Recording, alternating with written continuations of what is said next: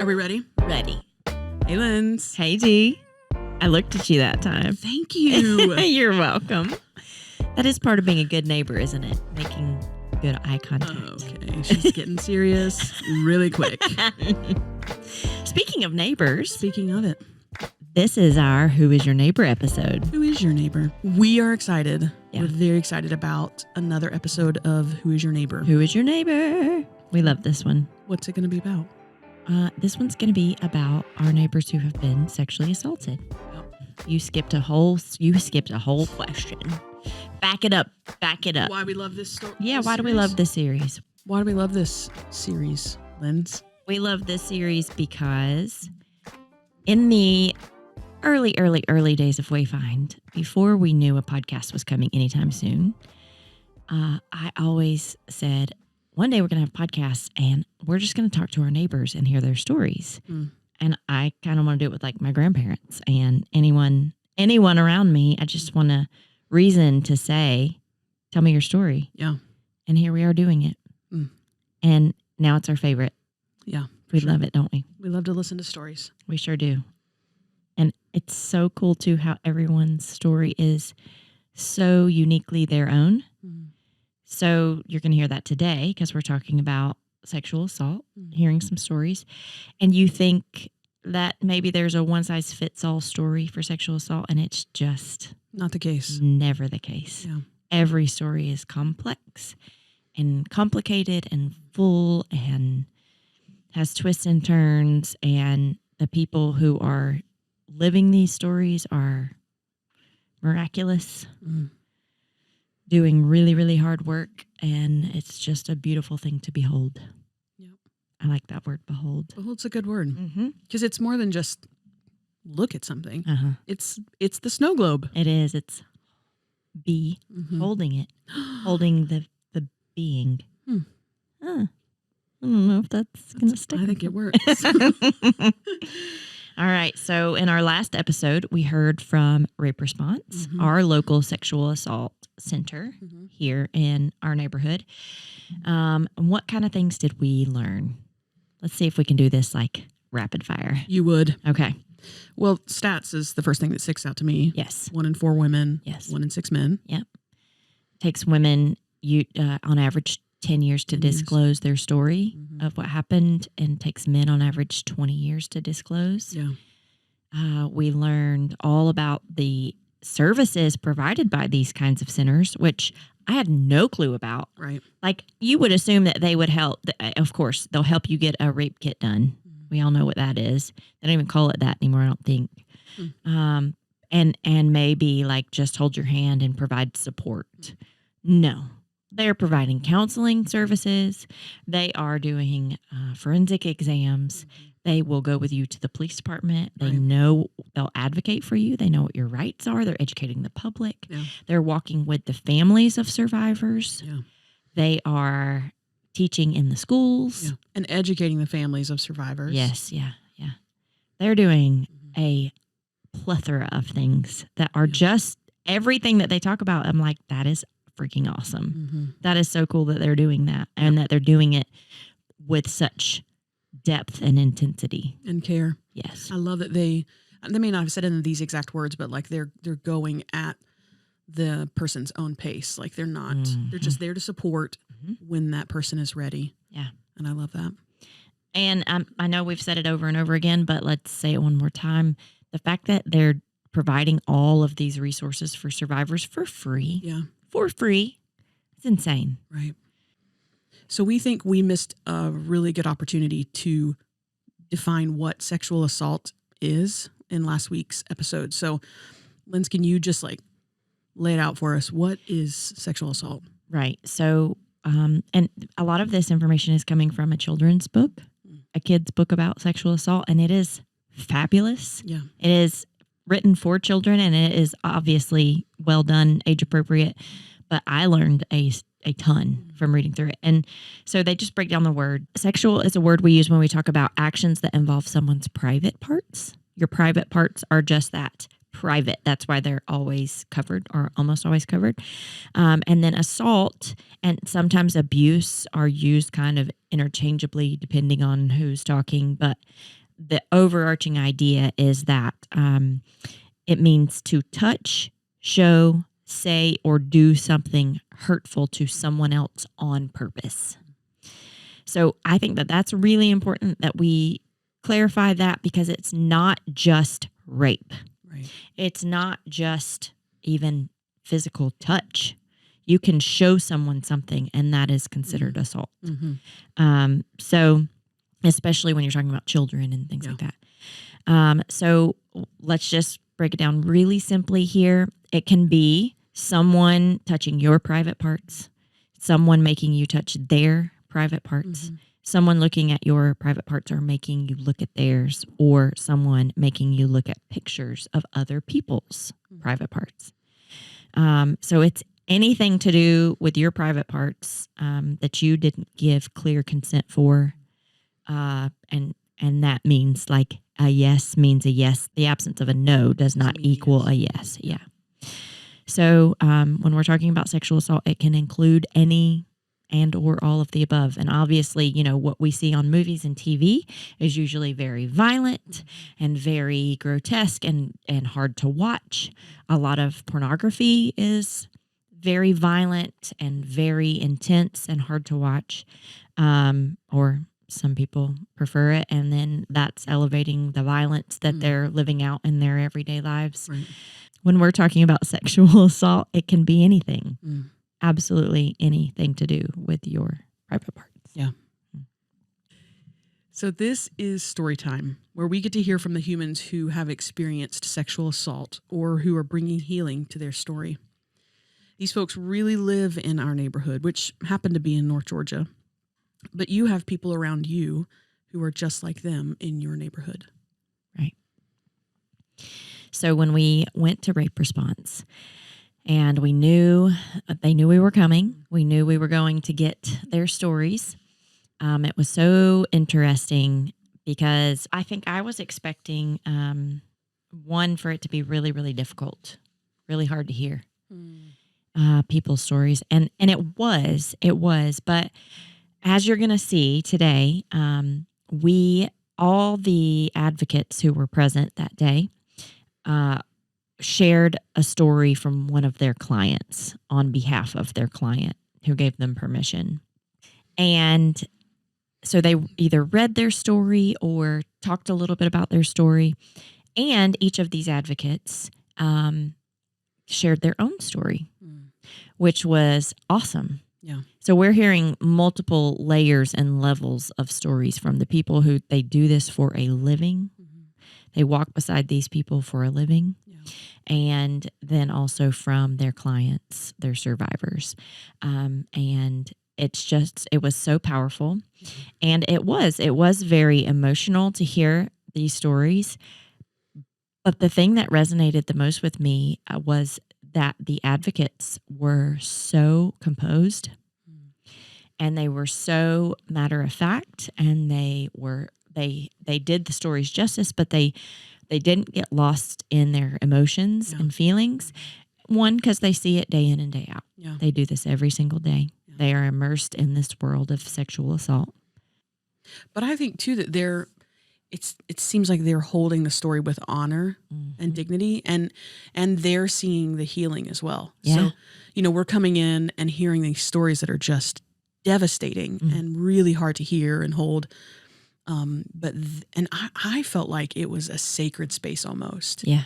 And I think that's because there is healing and wholeness taking place in those walls. Yeah.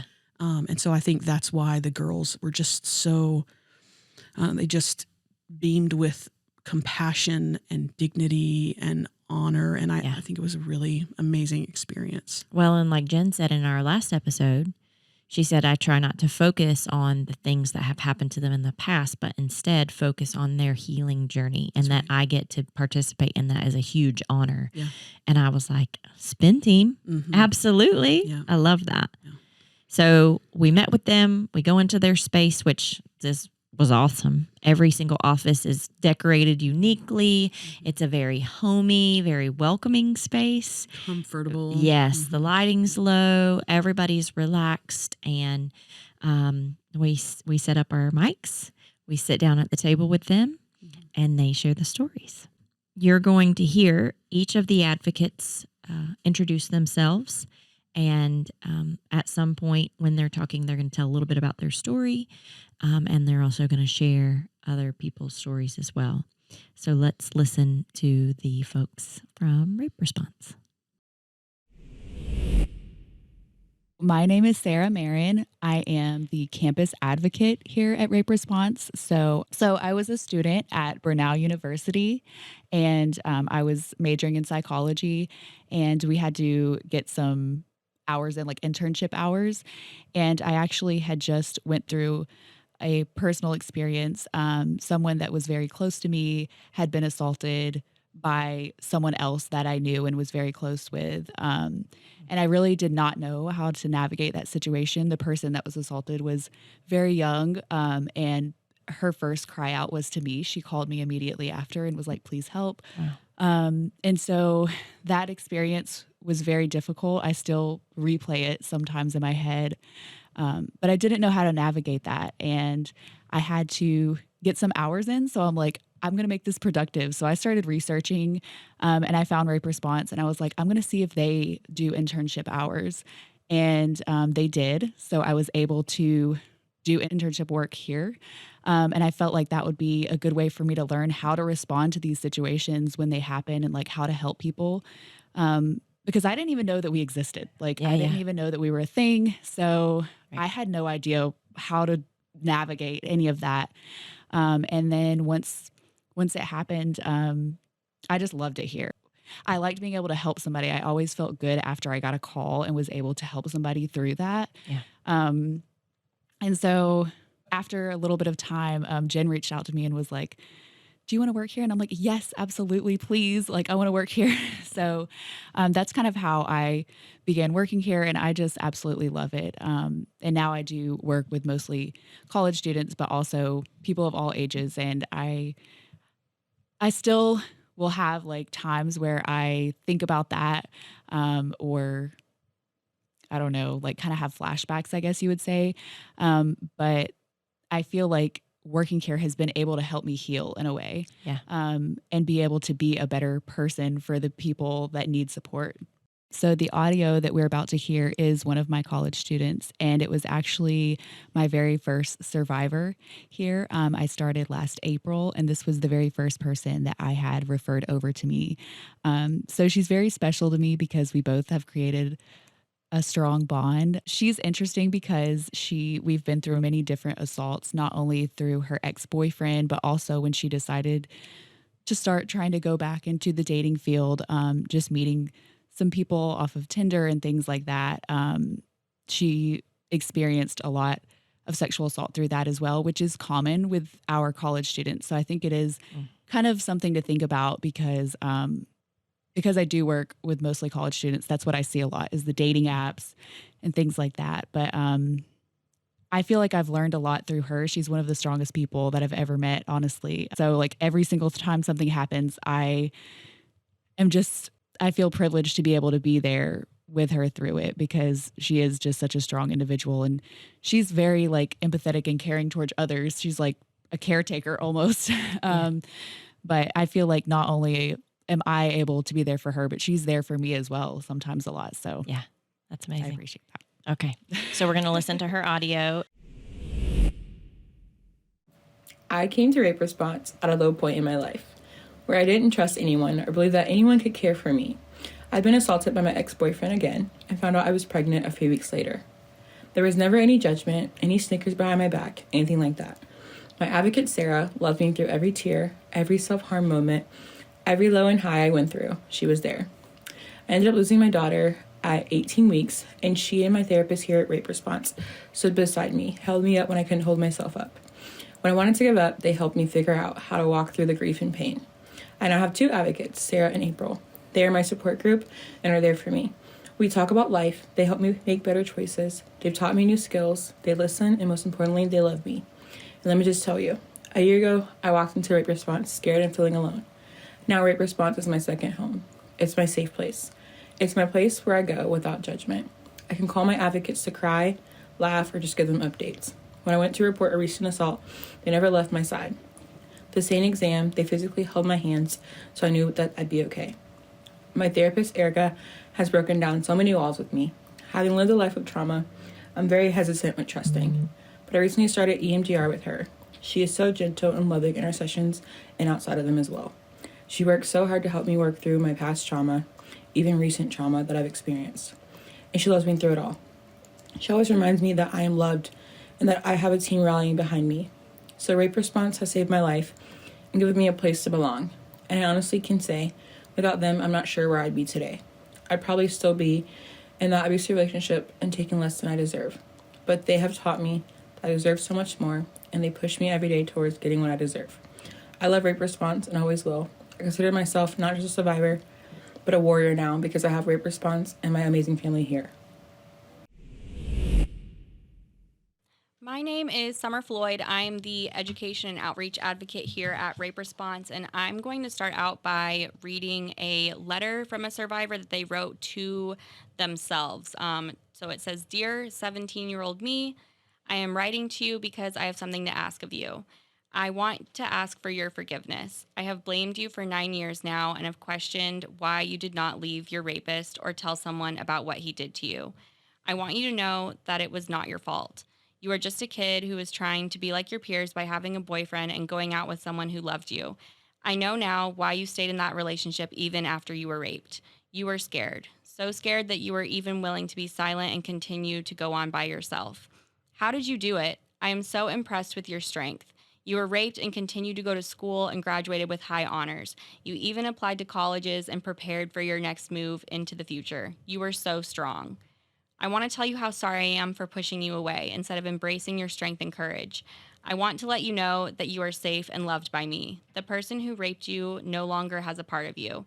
I want you to join me into the unknown future. I realize now that I can only learn from you and hope that I can be as strong as you were during that period in my life. I don't know what the future holds, but if I live to be 70, I will sit down on the shore and look out at the wide open ocean. Guess what? You will never be blamed again for a choice that you did not decide or agree with. You will be with me, and I love you. The door is open, and I am letting you in. You are truly a part of me, and I am glad you are safe now. You should have been with me a long time ago, but it's never too late to learn and forgive. I am so glad you are here with me now and forever. Love, me." And so I chose to read that story because I feel like it really resonates with like my why of why I'm doing this work, what brought me to Rape Response, and kind of this path that I have chosen for my life and for my career. When I was 17, I experienced a sexual assault by a supervisor at my employer when I was a junior and a senior in high school. And I stayed and I worked with that employer well beyond the assault. The assault continued to happen through a couple months, and I stayed in that situation because I was 17 and I was scared and I didn't know better. I knew that I loved my job, and it was, now knowing what I know it was this, this unequal power balance, and that this was a situation where obviously this was a wrong situation, a situation that I didn't know how to deal with, and I didn't tell anyone for many years. And then I eventually left that job, so I never made a police report. I never pursued any of that, and I blamed myself for the longest time, and I think that was the main reason why I didn't tell anyone, was because I felt like it was my fault. Like, everyone would have been like, why didn't you quit that job? Like, why didn't you leave? Why didn't you tell anyone immediately? And so I think that really resonates with this person's story of why did they stay in this relationship? Why did they not make a police report? And that's, now I know, so normal. Like, it's so normal to wait years and years before you tell your story, before you ask for help, or to stay in this situation even though it's causing you harm. And I think for me, like, I didn't tell anyone. I graduated high school. I went off to college. I pretended like it didn't happen, right? And I pushed it down and I pushed it away. And of course I was a psychology major and got up into my major level courses, and I took like a trauma across the lifespan class. And I'm like, oh my gosh, maybe I have some unresolved trauma that I should work through before I, release myself into this field, because I'm working on my master's right now to eventually become a counselor. And so of course, like I need to take care of myself and address my own needs before I can help others, right? So I started going to counseling, and that was when I started really working on and addressing the issues that I experienced as a teen. But that is definitely what led me here to Rape Response, to do the work that I'm doing now. Hi, my name is Sommer Floyd, and I'm Sarah Marin. And so we're going to share an email that was written to Sarah and I from one of the survivors that we've been working with for about a year now. She's worked with our agency for longer than that, though. She had another advocate that left in May, and so we inherited her, so to speak. And she's had a very long history with child molestation, and back in her childhood. She's now in her 40s. So it took her decades to reach out to an agency like Rape Response to get support. She had a long journey between her childhood and reaching out to us with other issues with intimate partner violence and with like sextortion issues online. And so there are many components to her story. And when she came to Rape Response, she was pretty actively in crisis.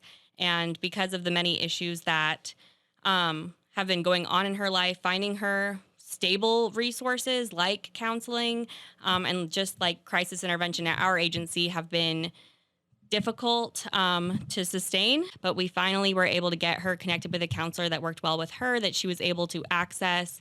And it took a lot of time and a lot of interagency work to find that resource. But I'll let Sarah read the email that she sent to us. Okay. I just wanted to thank you both so much for getting me connected with counseling. I really do love her. She is such a wonderful counselor. More than that, genuinely a kind, empathetic, lovely woman. The respect and love she shows for women and men, and her dedication to creating a safe space and recovery for children has given me so much hope. I'm really blessed to have gotten paired with her. It's been 2 weeks, but it's truly a blessing for me to just have such a wonderful support system in place from all of you.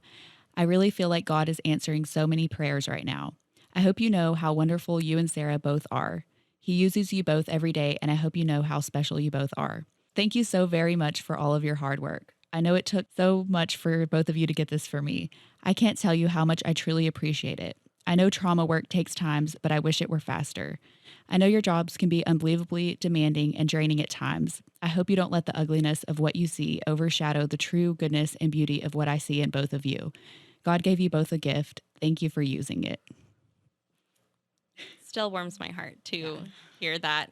This survivor, she is so sweet. And we see this with a lot of our survivors where I feel like they are a burden almost to be asking us for this help or for this support, but that's literally what we're here for. It's literally what we do. And so she's definitely one of those survivors where I feel like she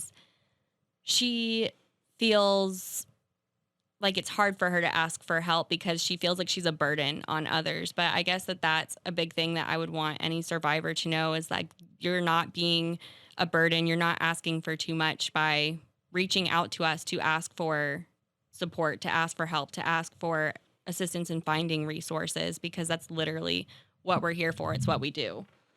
Yeah. And I think with that, something that she also would do is kind of compare, like, I know that other people are dealing with a lot more, or she would kind of bring up some other people's situations. And I think that's another important thing to note is that it doesn't matter how small or big it is. That's what we're here for. Yeah, absolutely. Like a lot of people do feel like, well, only this happened to me. And like some people like had something so much more horrible happen to them. So like I'm overreacting, or like this isn't a big deal, or like other people need these resources more. Like there is no right or wrong way to feel about what happened to you, and something that might be deemed like more minor by society can be much more impactful to one person versus something that is deemed like more traumatic that another person is able to move on from much more quickly. You know, they say healing is not linear. So that's very, very accurate. We definitely see a lot of that. And especially from like friends and family members, I think that's often like a hard thing is like parents or friends, significant others. They may say, well, like only this happened. Like it was only like a sexual assault. It wasn't a full on rape. So I don't understand why it's taking so long for this person to heal from that. And so that's definitely something that we have to do some education around for both the survivor and family members, because we do provide services to family members, to significant others as well. And a lot of that does come down to education and talking about how trauma impacts everyone so differently. Yeah, for sure.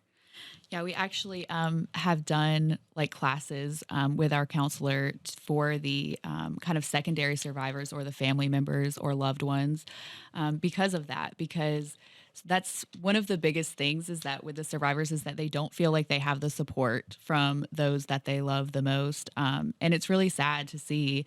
So I think just having that education for family members and loved ones to kind of say like, hey, this isn't a linear process. It's going to be different for everyone. And it may not feel like a big deal to you, but it's obviously a big deal to them, and you should support them through that. So Yeah, absolutely. I think that especially when it comes to like teens and parents will think that they are doing all of the right things. They think that they're doing everything that they're supposed to be doing. Like saying right away, like, well, of course we have to go to law enforcement right away. We have to make this police report. Like that's what we have to do. And like, you have to start counseling right away. That like pushiness, or parents like wanting to know all of the details, like demanding to know the entire situation.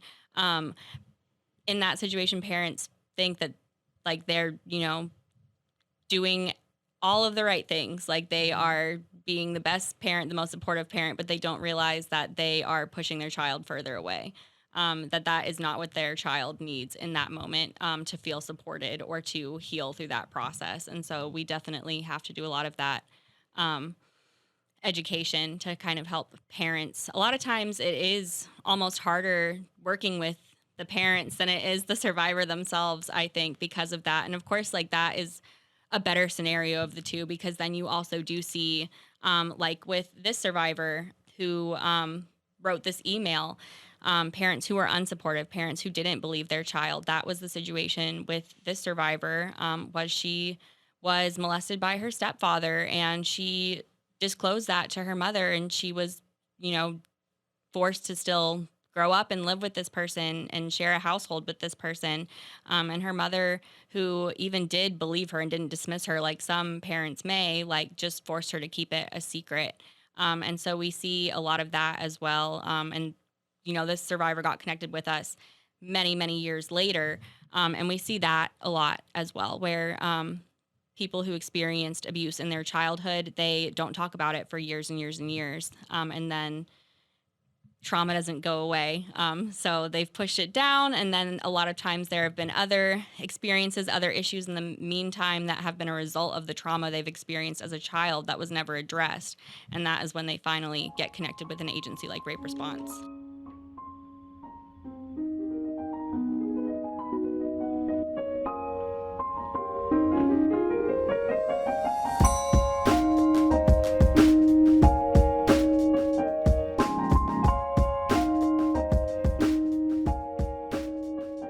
This is a survivor story titled Men Also Suffer.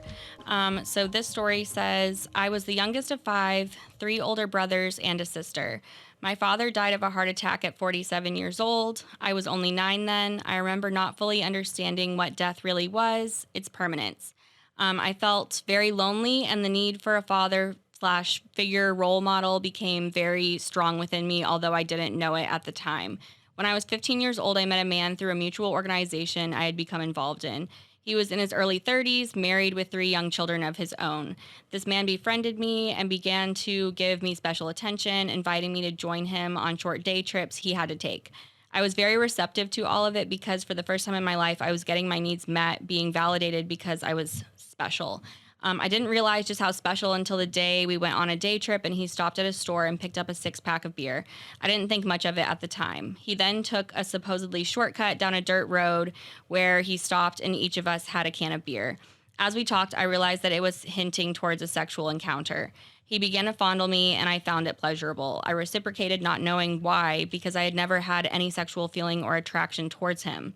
That incident led to a 1.5 years of similar circumstances like it. I had then begun to label myself as gay because I was surely old enough to know better, and I thought of myself as an adult in full and complete control of my life. So because I allowed it to happen and enjoyed the sexual pleasures, there had to be something drastically wrong with me. I just had to be gay, and to be a 15-year-old being brought up in a very conservative and prejudiced home, anything out of the norm was not a good thing. I grew up into adulthood carrying those feelings in the deepest part of my being so that no one else would ever know what happened or how I was feeling about myself. I got married and had 2 daughters thinking my life would straighten out and the past be forgotten. If I just didn't think about it and pretend it didn't happen, I would be normal. When I was in my mid-30s, I started to get some counseling because I just could not let go of the past. It was then I began to understand what happened to me was abuse and molestation, and that I did not ask for or want it to happen.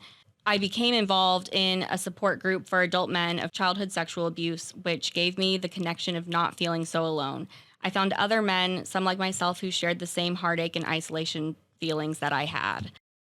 And this wasn't the story from the survivor that I first worked with, but my very first survivor that was like my client per se, when I first started here at Rape Response was an adult man who experienced child sexual abuse. This survivor, he was in his 50s. His experience was when he was 11 to 15, and he did not tell anyone. I was the first person that he ever disclosed his story to in his 50s. And so he had struggled with this for years and years and years. And for me, for it being my first client, I felt like it was an enlightening experience for me because I felt like even though it was such a hard, like he came here totally broken, like every session with him at the beginning was like actively in crisis.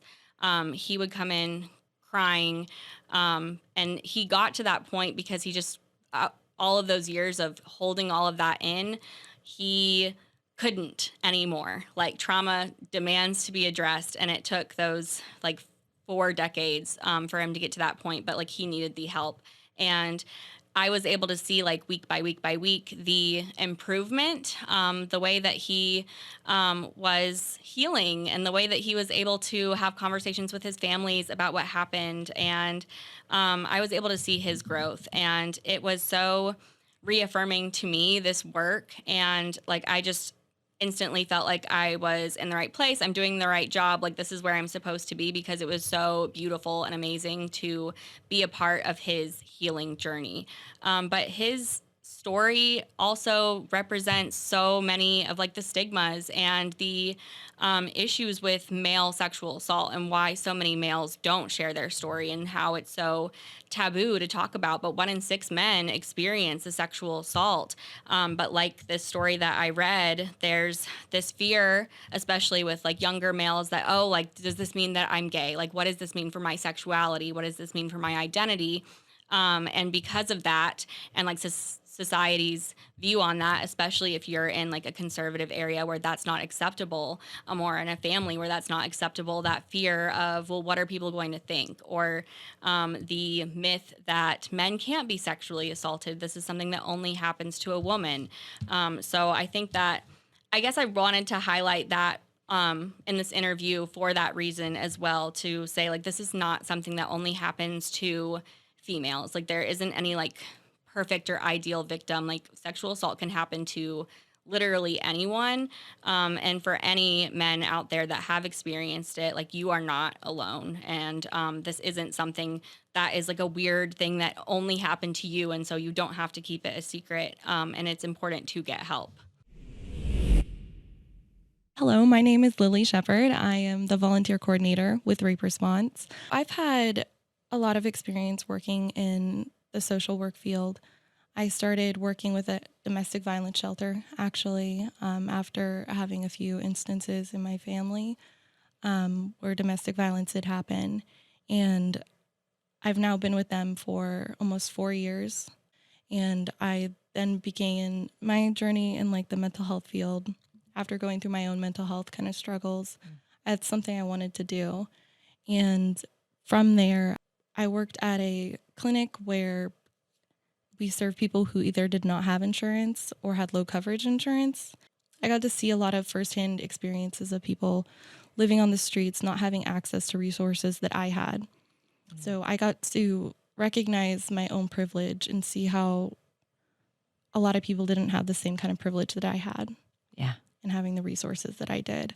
So going from there, I wanted to work at a place where everyone could access the resources we were offering, because that was something that had become near and dear to my heart. And I started at Rape Response as an advocate, and now I'm the volunteer coordinator, and I really like being able to tell people about our mission and being able to tell people why we're here and why we're doing what we're doing, because what we're doing is something you don't find, and not a lot of people can do it either. So, hi, my name is Caeley Wilson. I am an advocate here at Rape Response. I initially started as an intern, actually, in summer of 2022. I love the mission so much that I was able to become a contractor with them. And I graduated in December 2022. And in January, I was hired full time.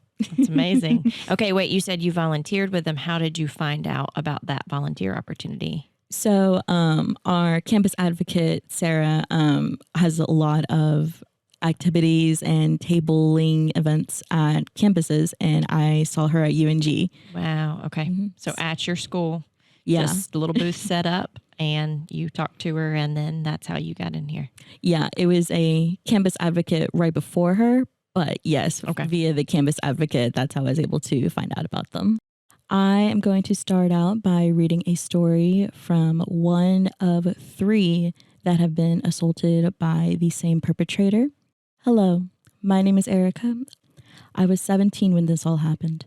I am now 21, and I confidently say that this has been a learning experience for me. For the survivors out there still trying to move on and figure out what's next, you'll find the answer one day. My story isn't unique, unfortunately. I am just another face and case to the list of girls and boys who have had to experience really traumatic sexual experiences in life. For you to understand my story, you must know all of me.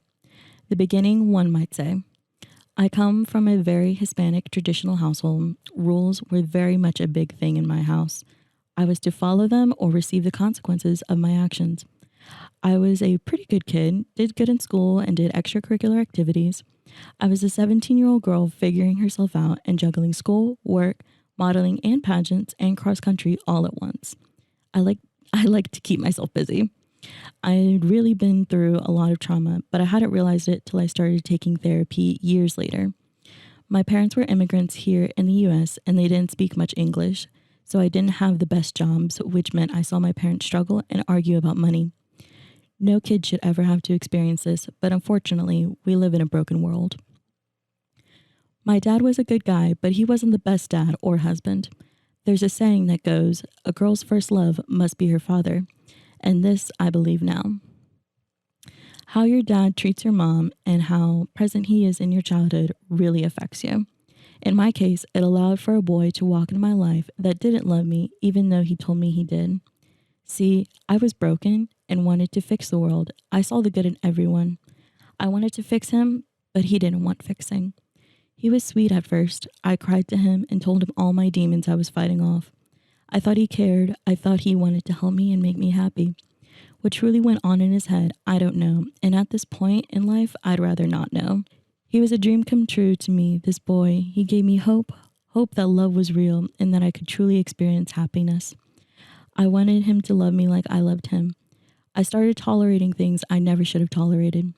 I wasn't new to boyfriends or sticky situationships, but I was a virgin. I grew up Catholic, and your virginity and purity is something that is so sacred. I dreamed of what my first time would be like: rose petals, candle lights, fireworks in the background. I truly thought I would marry this boy, but I was 17. I knew nothing about love. There were red flags all along the way that I didn't pick up in the moment. Examples were the way he viewed marriage and how he viewed the role of women, how he constantly insisted on having sex but without having a label, how he always turned things on me when I expressed my feelings of frustration to him or about our relationship. It got to the point where I believed I was the problem. The night it all happened, I had made a whole plan without my parents knowing that I was going to meet up with him. I had been stepping out of my group, going to house parties, and trying to push myself in a whole group I didn't belong in. I wanted to so badly I was willing to do everything against what my parents had taught me. I went to a party with my sister and a couple of friends that ended very fast. We had told my parents we were having a sleepover with a friend, and we were really spending the night at my sister's boyfriend's apartment. I had been texting the guy all week. The week prior, we had been arguing about him leaving to go to college and me not having a firm answer on what he wanted to do about us. I convinced my sister to let me go over to his house so we could talk. His family was away on a trip. I remember the knots in my stomach wouldn't go away, but I wanted answers. I was alone with him, no one around and nowhere to go. He had driven me to his house. I had calmed my nerves and had just started talking to him like I always did. He quickly got irritated and things took a turn. He told me things that scared me and ultimately made me freeze. I didn't fight. I didn't cry. I didn't scream. I was just there. It took me over a year to fully process everything that had happened that night, but once it hit me, there was no going back. During the first year, I was really struggling. It felt like my only identity or value to men was my sexual identity. I caved and I started seeing other guys and hoped to get over him, but he left big scars and holes in my heart. See, he took my virginity. I had a connection with him I didn't know how to untie. I wish I wouldn't have caused myself more damage by trying to get over him, but my therapist helped me understand that this is what kept me alive. This allowed for my body to process what happened, even if I did hurt myself along the way. The journey isn't easy, and I would never wish this upon anyone, but it has made me who I am today. I was always so angry and sad. I was mad at the world because I felt alone. It felt like no one cared or understood me, not even my own mom. Our relationship took a downfall. I stopped having a mother-daughter relationship with her. I blamed her for a lot of the pain she caused me because of my dad, but she thought she was doing the right thing. As I got older, I see how much she loved me and didn't want me to grow up without my dad. As kids and teenagers, we don't understand why our parents do what they do, but sometimes try to put yourself in their shoes. Along my healing journey, I met a man who loved me even through my brokenness. Someone who didn't see me as a victim, but as a survivor, even when I didn't see it in myself. I met amazing people through my journey, and I made connections with some of the other victims because I wasn't the only girl this boy had hurt. Having the support system I had got me through the unthinkable. Looking back, if I could give my younger self advice, it would be 3 things. 1, don't let anyone into your life. Be more quiet and observant. 2, stop being a people pleaser. 3, your value isn't based in beauty or sex, but your personality and how much you love yourself. Through this journey, I've been able to get closer to God and be able to forgive the unforgivable because my life goes on. If I stop chasing happiness and my dreams, then He wins and the evil in this world wins, and I'm not going to let that happen. Thank you to Rape Response for this amazing opportunity, and I am so grateful there is an organization like Rape Response out there to help victims like me find the help they need and never forget, you are never alone. That's great. Okay. Thank you very much. They did an incredible job, didn't they? Yes, they did. Way to go, ladies. Mm-hmm. All right. What are our aha moments? This is kind of, it has to do with last episode and this episode, but you may think that the word trauma is really overused these days. So I thought it would help if we clarified or defined what trauma is. Yes, absolutely. Trauma is not the event that happens. It's actually the emotional response to it. Wow. So essentially, we could experience the same event, but not have the same emotional response. So it may be a traumatic event for me, but not a traumatic event for you. Wow. Yeah. Okay, that's new information. Woohoo! Yes. So I think this helps bring perspective in a couple of ways. Yeah. And one, like what Jen said last week, we should never minimize someone's experience. So like what they went through, no matter if it was small or big or whatever, we can't minimize it because we didn't experience it like they experienced it. Right. I think that's important. Well, and that harkens back. Woohoo! Let's say it in every episode. We have to now. Yeah. It's a thing. Okay. That harkens back to believing people's stories. Exactly. Because if you are valuing their experience, then you don't get to be a judge whether their experience is valid or not. That's exactly right. Okay. Yeah. Just making sure we were going on the same. We're right. Yeah, we okay. are together in thought. Okay. And the second thing is, since people experience the event differently, then we can know that they heal differently. So on different timelines. So it may take me, 10 years to heal, where it may take you a shorter amount of time. So all of that is related to empathy, not assuming things, and giving honor and dignity to people. Dr. D in the house. No, I'm not a doctor. She's working on it though. Are you? No, just Not a doctor. You're a master. I'm almost a master. Yeah, Mhm. Master D. Yeah. That sounds like a. Can we open the episode with that now?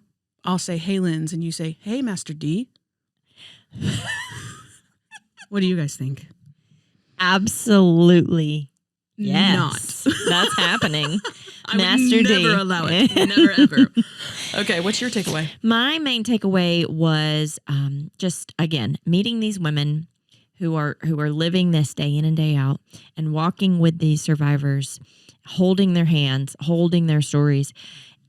It just, like you said almost earlier in this episode, that it was like it was walking into a sacred space. And I feel like that when we're talking about them or listening to them, or it's all of this last episode, a sacred space, because number one, they're so committed to people being the wholest, healthiest version of themselves. Yeah. People who have been heavily wounded. Mm-hmm. You can't do that super well if you're not a healthy person. It's like, okay, we were in a bubble of mental health, like healthy mental health. Oh, yes, right. Mm-hmm. We were in a bubble of people who were constantly working on themselves, very self-aware, pushing other people towards health and self-awareness and healing and growth and change and overcoming. And so it was just overwhelming. It was an overwhelming experience to be around people who are so dedicated to healthy mental health. Yes. And again, they have to be doing that in their own lives in order to be fully present for each of these survivors. Yeah. It's just felt really good. Yeah. Like I want to be really healthy in my mental health and surrounded by people who are healthy in their mental health. Yeah. And I feel like we would push each other on more if we were actually acknowledging all of the traumas and all of the things that we could be working on. Yeah. I don't know. I think it was Sommer who actually said that. She, I think, is working on her master's. Yes. Yeah, and she said about she's got to work on her own to be able to help others. So, but again, even if she knows she's got to work on something, she's aware. She's so self-aware enough to know that she's got to do that. I mean, most people are not aware of the things they need to be working on. Mm-hmm. Whew. That's good stuff. Always. Okay. Well, we want to say thank you to our radiant guests, Jen, Janie, Sommer, Sarah, Lily, and Caeley, and the rest of the team over at Rape Response. You are doing good, rich, meaningful work, and we are honored that your story is now a part of our own. And to all the survivors out there who resonate with these episodes, we see you. We hope that these stories don't just make for a good podcast episode, but lead you into the action of seeking out your neighbor gently, because everyone is going through things that are invisible to the rest of us.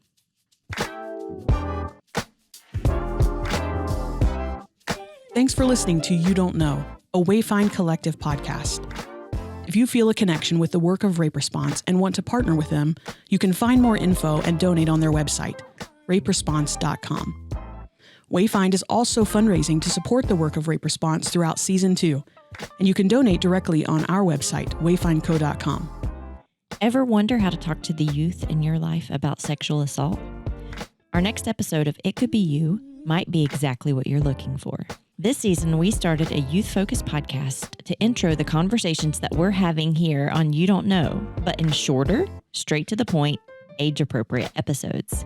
You can listen and relay the info, you can listen together, or you can send your youth to listen solo and then follow up with discussions afterward. Our ultimate goal with this sister podcast is to build compassion and empathy in the adults of tomorrow, to help them see and hear our neighbors on the fringes, and to reaffirm the humanity of all those involved. We're so glad you sat at the table with us today. Let's do it again soon. No! Damn it. You don't get to creep in on my line. I totally creep in. Do it again. Soon. No. Do your line. Never. That's going in there. Okay. This is your voice. We're so glad you. Are we done? I guess so.